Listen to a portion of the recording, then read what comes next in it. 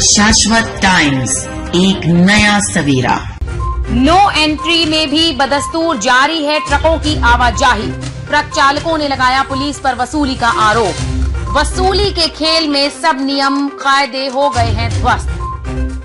कानपुर शहर में हो रही बड़ी दुर्घटनाओं के बाद भी ट्रैफिक पुलिस की कार्यप्रणाली में कोई फर्क नहीं दिखाई पड़ रहा है। आज भी ट्रैफिक पुलिस वसूली में व्यस्त है। विगत माह माल रोड के नरोना चौराहे पर एक ट्रक ने बाइक सवार मां बेटे को कुचल दिया था, जिसमें उनकी मौके पर ही मौत हो गई थी। उस घटना के कारण पूरे शहर में लोगों में आक्रोश था। इसीलिए ट्रैफिक पुलिस ने आनन फानन में नो एंट्री का सख्ती से पालन कराना शुरू कर दिया था, लेकिन ये कार्रवाई महीने भर भी कायम नहीं रह सकी और वसूली के लालच में ट्रकों की आवाजाही ट्रैफिक पुलिस ने फिर से शुरू करा दी। कुछ दिनों पूर्व रामादेवी में एक ट्रक ने एक सब्जी बेचने वाली महिला को टक्कर मार दी थी, जिसके कारण उस महिला के दोनों पैर कट गए थे। लेकिन शहर में हो रही इतनी अमानवीय घटनाओं के बाद भी ट्रैफिक पुलिस की कार्यप्रणाली में लेश मात्र भी परिवर्तन नहीं आया है। वहीं दूसरी ओर ट्रक चालकों का आरोप है कि उनसे पुलिस नो एंट्री में प्रवेश करने के नाम पर मोटी रकम वसूल करती है। डीसीपी ट्रैफिक BBGTS मूर्ति का कहना है कि नो एंट्री के नियम का सख्ती से पालन कराया जाएगा। जैसा कि आपको पता है कि विगत 14 जुलाई को बड़ी दर्दनाक घटना नरोना चौराहे पर हुई थी, जिसमें एक महिला और एक पुरुष की दर्दनाक मौत हो गई थी।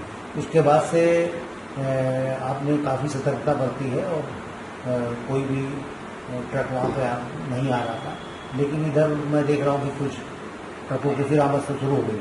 तो इस बारे में आप क्या कहना चाहते हैं? देखिए, सतर्कता अभी भी हम बरता रहा है, मतलब सख्ती से पेश भी कर रहा है, कोई उसमें शक नहीं है। लेकिन जो भी आपने कुछ एक हफ्ते से, मतलब पिछले एक हफ्ते से कुछ गाड़ी नरोना रूट से चलते हुए देखे थे, जो वो खाद्य विपणन के गाड़ी है, जिससे वो रेशन बांट रहे थे गरीबों के बीच में। प्रधानमंत्री गरीब कल्याण अन्न योजना के तौर पे, और इससे प्रशासन खाद्य विपणन और सबसे अनुरोध भी आया है, और उन्होंने करीब 104 वाहनों के लिए एक लिस्ट दिया है, जिसको परमिशन देना था, क्योंकि ये सबके मतलब एक कल्याण योजना है, सबके भलाई के लिए, गरीबों के लिए, भलाई के लिए। तो उसके लिए हमने करीब एक हफ्ते के लिए 29 तारीख से 5 तारीख तक एक परमिशन 24 घंटे के लिए परमिशन दिया था खाद्य विपणन के गाड़ी, मतलब वाहनों के लिए, जो ये रेशन का सामान जो है वितरण करने में उनका पूरा सहयोग था। और अभी फिलहाल आज से फिर उनका जो प्रतिबंधित रास्ता जो है और समय जो है वो शुरू हो गया। जो नो एंट्री का समय है उस समय पे उनको नहीं आना चाहिए, और आपके माध्यम से मैं अनुरोध भी करना चाहता हूँ कि नो एंट्री समय जो है उसका अनुपालन करें, और अगर नो एंट्री में वो आते हैं तो उनके खिलाफ सख्ती से पेश भी किया जाएगा और उनके खिलाफ चालान भी काटा जाएगा। इस समय मैं खड़ा हुआ हूँ नरोना चौराहे पर, जहाँ विगत 14 जुलाई को एक दर्दनाक वाकया हुआ था। यहाँ पर एक माँ और उसका बेटा दर्दनाक हादसे में उनकी जान चली गई। एक ट्रक ने उनकी मोटरसाइकिल में टक्कर मार दी और दोनों की तत्काल मृत्यु हो गई। मैं कैमरामैन से कहूँगा कि वो जगह दिखाएं। ये वो जगह है जहाँ पर एक माँ और बेटे की दर्दनाक मौत हुई थी। आनन फानन में ट्रैफिक पुलिस ने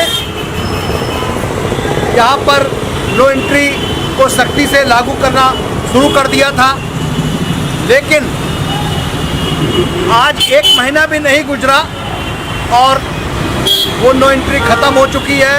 यहाँ पर बड़े बड़े ट्रक आराम से आ रहे हैं, जा रहे हैं।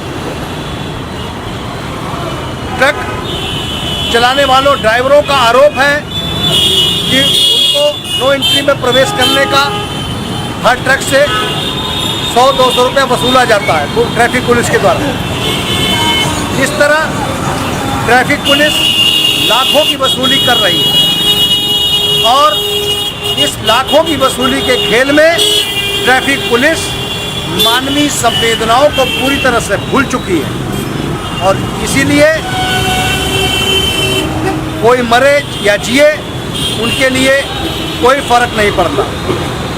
कैमरामैन अखिल शुक्ला के साथ अजय त्रिपाठी, शाश्वत टाइम्स कानपुर।